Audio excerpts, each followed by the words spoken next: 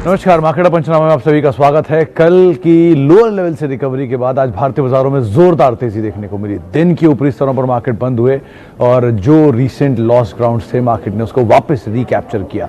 आप mid cap देखिए, small cap देखिए, शानदार तेजी अक्रॉस द बोर्ड देखने को मिली और 2 दिन से लगातार जो आउट परफॉर्मेंस दिखा रहे हैं वो है आईटी स्पेस। कल लोअर लेवल से तेजी दिखाई आईटी स्पेस ने और आज भी तेजी, कल की तेजी और आज की तेजी 2 दिनों में ही एक शानदार मूव वहां पर आया। Specially Infosys, TCS, Wipro, tech Mahindra, persistent या फिर माइंड ट्री, बिरला सॉफ्ट, ये ऐसे नाम हैं जो कि लगातार तेजी में पार्टिसिपेट कर रहे हैं और तेजी दिखा भी रहे हैं। लोअर लेवल से रिकवरी आई कुछ और हैवी वेट्स में, एचडीएफसी बैंक, एचयूएल, रिलायंस जो कि लोअर लेवल से अच्छी तेजी दिखाकर रिकवर होकर बंद होते हुए दिखाई पड़े। लेकिन आज का दिन अलग अलग सेक्टर, अलग अलग स्टॉक कि मिड कैप स्पेस के, मिसाल के तौर पर लॉजिस्टिक देखिए, पीएसयू स्पेस देखिए या फिर आप एविएशन में स्पाइस जेट को देखिए जहां पर एक अच्छी रिकवरी लोअर लेवल से आते हुए दिखाई पड़ी। तेज बिकवाली आई और वहां से रिकवरी आते हुए दिखाई पड़ी। तो ओवरऑल एक और शानदार सत्र, जबकि भारतीय बाजार 13,600 के पार निफ्टी पहुंचता हुआ दिखाई पड़ा और साथ ही साथ जो रिसेंटली फॉल आया था, जो रिसेंटली गिरावट आई थी, वहां से एक शानदार रिकवरी के बाद मार्केट्स बंद होते हुए दिखाई पड़े। और जो मोमेंटम है मार्केट में वो अभी भी तेज़ी की साइड ही चेज़ कर रहा है। इनफैक्ट पिछले अगर 9 महीने उठा के देखेंगे तो एग्जैक्ट 9 महीने आज पूरे हुए लॉकडाउन के और उस ड्यूरेशन में कहाँ लो और कहाँ भारतीय बाजार वापस अपने हाइस के आसपास। इनफैक्ट कुछ आंकड़े में देख भी रहा था, 115% के आसपास का मूव तो महज आईटी इंडेक्स ने दिया है इस सेक्टर में और इस पूरे ही 9 महीने की ड्यूरेशन में। और अपने रिकॉर्ड लेवल्स के आसपास मार्केट्स ऑलमोस्ट अब क्लोज होते हुए दिखाई पड़े और रिकॉर्ड लेवल तो उन्होंने पार कर लिया, 24,000 के स्तरों को पार किया और उसके ऊपर क्लोज होते हुए दिखाई पड़ रहा है। तो एक शानदार रिकवरी मार्केट्स में, शानदार तेजी बाजारों में देखने को मिल रही है और जो तेजी का मोमेंटम मार्केट ने गैदर किया था वो अभी भी बना हुआ है, लगातार तेजी देखने को मिल रही है।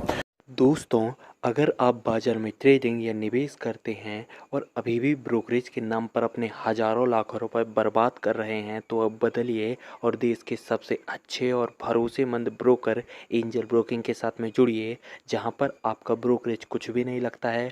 ब्रोकरेज लगता है तो सिर्फ इंट्राडे ट्रेड में, वह भी सिर्फ 20 रुपये।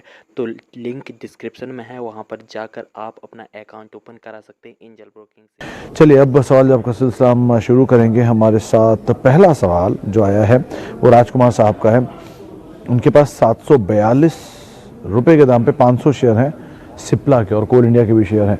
देखिए सिप्ला, राजकुमार जी, कोई दो राय नहीं, अच्छी कंपनी है, पहले भी इस पे बात हुई है और अभी भी यही बात बोलूँगी। कंपनी अच्छी है, ग्रुप अच्छा है, क्रेडिबल है, सालों से परफॉर्म कर रहा है और एक स्ट्रॉन्ग प्रोडक्ट पाइपलाइन इस कंपनी की है। दूसरा, कोल इंडिया कंपनी वैसे तो ठीक है लेकिन एक ही कैच है कि कोल इंडिया के अंदर पीएसयू है, तो जब भी कभी किसी पीएसयू स्टॉक में तेजी आती है तो ऊपर के लेवल पे ज़रूर प्रॉफिट टेकिंग आ जाती है, ओएफएस आ जाता है, स्टेक सेल आ जाता है, तो इस तरह की बज़ रहती है, इसलिए शायद ऊपर लेवल प्रॉफिट टेकिंग आए। लेकिन अदरवाइज एक स्ट्रॉन्ग मूव कोल इंडिया आप एक्सपेक्ट कर सकते हैं, बहुत बड़ी तेज़ी नहीं। इन दोनों में अगर चॉइस की बात की जाए तो ऑब्वियसली ज़्यादा सिप्ला ज़्यादा बेटर ऑप्शन दिखाई पड़ेगा।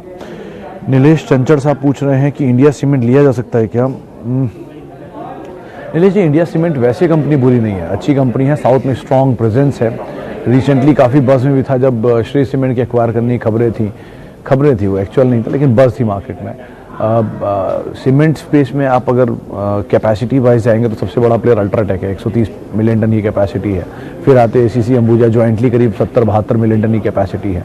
फिर आता है जेके लक्ष्मी सीमेंट, श्री सीमेंट, जिसकी करीब 30 मिलियन टन या 42 मिलियन टन के आसपास की कैपेसिटी है। तो ऐसे करके अगर आप ऑर्डर वाइज देखेंगे तो फिर जेके के बाद, फिर श्री के बाद जेके, बिरला, जेके सीमेंट, इंडिया सीमेंट, ये सारे प्लेयर्स आते हैं।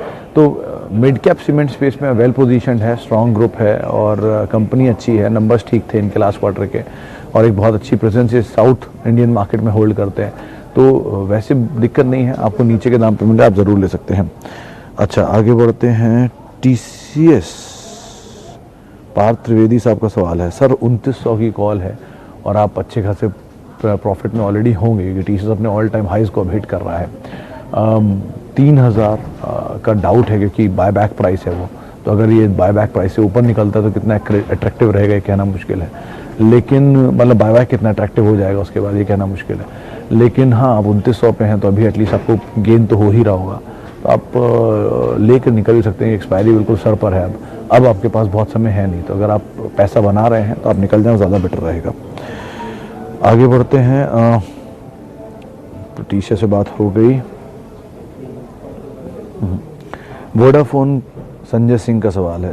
सिंह साहब, आज एक ब्रोकर ग्रुप में अभी मैं थोड़ी पहले पढ़ रहा था, उन्होंने कहा था वोडाफोन शॉर्ट ना करिएगा, मीडियम टर्म के लिए, शॉर्ट टर्म के लिए। लेकिन हाँ, लॉन्ग टर्म के लिए आपके लिए साफ राय है कि अगर आप लॉन्ग टर्म के लिए इसमें बड़ा मल्टीबैगर मान के चल रहे हैं तो नंबर्स को देखें और उसके बाद ही फैसला लें। छोटी अवधि में हाँ, ये बात सही है कि शायद थोड़ा मोमेंटम इसमें पकड़ेगा। आज चला भी अच्छा है और ये शायद गैदर करे और आगे भी तेज़ी रहे, तो आप शॉर्ट टर्म में तो या मीडियम टर्म में तो एटलीस्ट होल्ड कर सकते हैं। लेकिन लॉन्ग टर्म में काफ़ी नंबर देखें या पहले चीज़ें देखें, उसके बाद ही कोई फैसला लीजिएगा। इन्फो एज पे राकेश पटेल साहब का सवाल है। इन्फो एज सर, कंपनी अच्छी है। एक हाल में ही खबर आई थी 3-4 दिन पहले पटेल साहब की, इनकी जो सब्सिडरी है जोमेटो, वो शायद अपना आईपीओ ला सकती है। अब अगर ऐसी सिचुएशन बनती है तो ऑब्वियस सी बात है इस कंपनी में अच्छी वैल्यू लॉकिंग होगी। आपने खरीदा ठीक ठाक दाम पे है, आप अगर होल्ड कर सकते हैं तो आप ज़रूर होल्ड करिए मीडियम टू लॉन्ग टर्म। और अगर आप छोटी अवधि में चाह रहे हैं निकलना तो फिर बेटर ये कि आप कोई भी तेज़ी में ही निकलें। और अदरवाइज भी, लेकिन आपने खरीद रखा है और अच्छा प्रॉफिट है, आप लंबी अवधि का समय दे सकते हैं, तो बने रहना ज़्यादा सिचुएशन वाइज बेटर रहेगा। और जोमेटो की एक्टिविटीज़ जो है उसके ऊपर आप नज़र रखें, ये अभी कंपनी के लिए बड़ा ट्रिगर है, जो कि इनकी इन्वेस्टमेंट वैल्यूज़ हैं, तो उस पर ये कंपनी किस तरह से कॉल लेती है वो क्रूशियल पार्ट रहेगा। अच्छा, आगे बढ़ते हैं। Asian paints, Mahendra ji, Asian paint is one of the most इस स्टॉक ने सबसे ज़्यादा रिटर्न दिया है इस पूरी डिकेड में, रादर 2 डिकेड में, क्योंकि ये सेंचुरी अब ख़त्म, सेंचुरी के 2 डिकेड ख़त्म होने वाले हैं इस 2020 के साथ। तो इन 2 डिकेड में सबसे ज़्यादा रिटर्न्स देने वालों में से एक नाम एशियन पेंट का है। इन्वेस्टमेंट फ्रेंडली स्टॉक है, करीब 100 साल के आसपास की इसकी प्रेजेंस है, 80-90 साल की प्रेजेंस है। मार्केट शेयर 52% के आसपास होल्ड करते हैं डेकोरेटिव स्पेस में। और अब जो नए सेगमेंट में उतरे हैं, वॉल टू वॉल फर्निशिंग वाला, जिसके अंदर ये फर्निशिंग का बिजनेस देखते हैं, फ्लोरिंग का बिजनेस देखते हैं, जो बाकी पेंट्स के अलावा यूज़ होने वाली चीज़ें, पर्दे एंड ऑल, उसके लिए भी ये कंपनी कामकाज कर रही है। तो इन्होंने अपने आप को इंटीग्रेटेड प्लेयर बनाया है होम फर्निशिंग का। और ऐसा नहीं कि इस कंपनी के साथ नंबर्स में कोई प्रॉब्लम है, कंसिस्टेंटली ग्रो करने वाली कंपनी है। और इस क्वार्टर के नंबर में भी इनपुट कॉस्ट का बड़ा फायदा मिलेगा, क्योंकि क्रूड नीचे के लेवल पर आया। तो एशियन पेंट वैसे कंपनी अच्छी है, रादर पेंट स्पेस ही बहुत अच्छी कंपनी है। तीनों कंपनियाँ, चाहे बर्जर हो, एशियन हो, पीडीलाइट हो, इन तीनों में कोई प्रॉब्लम नहीं। कंसाई में भी कोई बुराई नहीं है, लेकिन एक चीज़ यही, कंसाई जो है वो ऑटोमोटिव में ज़्यादा है, यानी कि मारुति जैसे बड़े क्लाइंट है उसके, तो वो गाड़ियों पे ज़्यादा फोकस उनका है। लेकिन ये फर्निशिंग पे ज़्यादा फोकस रखते हैं, बर्जर और एशियन और पीडीलाइट। तो आप इन तीनों में से कोई भी स्टॉक को एक्यूमुलेट करें, ऐसा नहीं कि आप आउटराइटली जाके एक बार में 1000 शेयर ले लें, 100 शेयर ले लें, 200 शेयर ले लें, लेकिन आप धीरे धीरे 10, 20, 30, 50 के एपेटाइट के हिसाब से हर महीने, हर 2 महीने, हर महीने, हर 2 महीने, हर हफ्ते 2 हफ्ते, जैसा आपका एपेटाइट करे आप इसे एक्यूमुलेट करें, वो ज़्यादा बेटर रणनीति रहेगी। शरद मिश्रा साहब का सवाल है, लॉन्ग टर्म के लिए रिलैक्सो या बाटा? दोनों के सर अंतर समझ लीजिए। बाटा एक मल्टीनेशनल कंपनी है, इंडियन नहीं है, पहली चीज़। रिलैक्सो एक इंडियन कंपनी है। बाटा का बहुत स्ट्रॉन्ग प्रेजेंस है नेटवर्क वाइज इंडिया में, और हर्ष ट्रॉफीज के साथ डीलरशिप की वजह से प्रीमियम मार्केट भी है।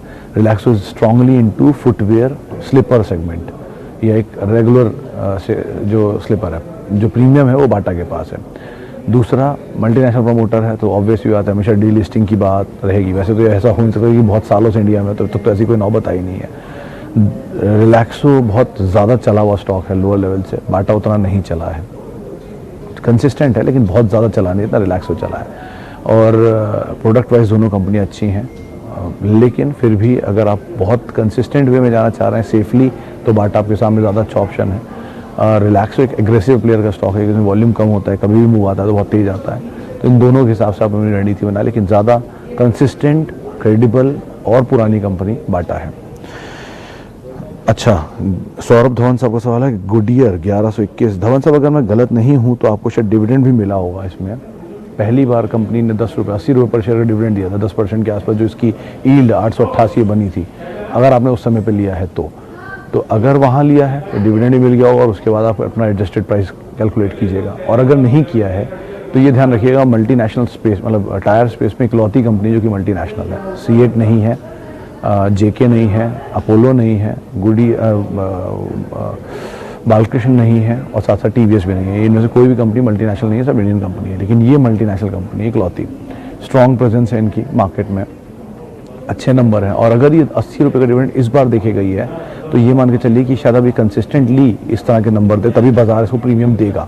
और अगर 80 रुपये का यील्ड बैठ रहा है, 80 रुपये का डिविडेंड मान लीजिए 2 साल और दे देती है, तो आप ऐसे समझिए कि 80 रुपये की डिविडेंड पर कोई भी कंपनी 8% की यील्ड पे नहीं काम करेगी, जो मल्टीनेशनल नहीं करती है आमतौर पे। कोई भी मल्टीनेशनल का जो यील्ड रहता है आमतौर पे 3%, 2%, 4% की रेंज में रहता है, तो बाजार से प्रीमियम तो देगा। अगर ये 80 रुपये के आसपास का डिविडेंड रहता है तो ये इसके लिए एक बड़ा गेम चेंजर हो सकता है।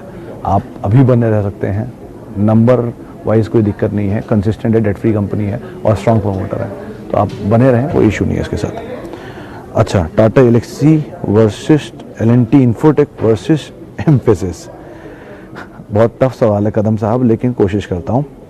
टाटा एलेक्सी, L&T इन्फोटेक और एम्फेसिस, पहली प्रायोरिटी में इसमें रखता हूँ टाटा एलेक्सी को, दूसरी L&T इन्फोटेक को, तीसरी एम्फेसिस को। कंपनियाँ तीनों बुरी नहीं हैं, लेकिन आपने क्योंकि इसका कंपैरिजन पूछा तो आप इन तीनों ऑर्डर में जा सकते हैं। टाटा एलेक्सी में लास्ट क्वार्टर के नंबर के हिसाब से लग रहा था कि इसमें बहुत वैल्यू अनलॉकिंग बाकी है, बहुत ज़्यादा अच्छे नंबर थे लास्ट क्वार्टर के, और वो रिफ्लेक्ट हुआ नहीं है पूरी तरह आंकड़ों में, इसलिए ऑल टाइम हाई हिट करने के बावजूद भी शेयर अभी बाइंग लिस्ट पर है। L&T तो ऑलरेडी बहुत बड़ी तेज़ी दिखा चुका है और एम्फेसिस बहुत बड़ी तेज़ी दिखा चुका है, तो आपको कहीं नीचे मिले तो आप ये तीनों भी चुन सकते हैं, लेकिन अगर आप IT में जाना चाहते हैं तो इस ऑर्डर में अपनी सिचुएशन को रख सकते हैं। अच्छा, आगे बढ़ते हैं। अंबुजा सीमेंट पे प्रभु साहब एक ही व्यू है कि अगर आप सीमेंट में रहना चाहते हैं तो किसी मिड टर्म या मिड कैप सीमेंट पे जाइए। पहला नाम obviously UltraTech is the best player. आपको सीमेंट में जाना है, अल्ट्राटेक हमेशा ले सकते हैं। उसमें नीचे अगर जाना है आपको तो आप ACC अंबुजा को ACC को ले सकते हैं। अंबुजा थोड़ा स्लो मूवर है, पिछले 20 साल के आंकड़े उठा के देखेंगे तो भी। और मिड कैप में आएंगे तो सबसे अच्छी कंपनी अगर आपको मिलती है श्री सीमेंट, जो कि फ्रंट लाइन हो चुकी है। श्री सीमेंट के बाद आप आएंगे तो JK cement, JK Lakshmi cement, India cement, फिर आती है बिरला कॉर्प। तो ये सारी कंपनियों पे आप दांव लगा सकते हैं, इसी ऑर्डर में आप चुन सकते हैं। लेकिन अंबुजा में आपको डिविडेंड मिलेगा ITC की तरह धीरे धीरे, और धीरे धीरे ही चलेगा स्टॉक। एग्रेसिवली थोड़ा खेलना चाहते हैं तो ये 4 नाम आप देख सकते हैं। अल्ट्राटेक सीमेंट पे RTG कोई दिक्कत नहीं है, आपने जिस भाव पे खरीदा आप होल्ड करिए। आपने यहाँ नहीं, आपको नीचे मिल रहा है आप और खरीदिए, और नीचे मिल रहा है और खरीदिए, आपके दाम से आधा मिल रहा है तो आप और खरीदिए। इस तरह की उसमें कैपेसिटी है, आप उसकी टेंशन ना लीजिए, बहुत ही क्लास कंपनी है। एंटनी के लिए हेमंत साहब एक सरप्राइज की बातचीत बाजार में है कि शायद सरप्राइज कर दे। ब्रोकर सब्सक्राइब की ही राय दे रहे हैं और इस सरप्राइज भी कर सकता है, तो आप इसमें भर सकते हैं, ऐसी कोई दिक्कत नहीं है। चलिए अब लास्ट एक सवाल और लेता हूँ। Penny stock long term, Mahendra ji कोई पेनी स्टॉक पर मैं ना बात करता हूँ ना मुझे उसके बारे में ज़्यादा आइडिया है, माफ़ कीजिए उसके लिए। चलिए फिलहाल इतने सवालों को हम शामिल करेंगे। बहुत बहुत शुक्रिया उन सभी लोगों का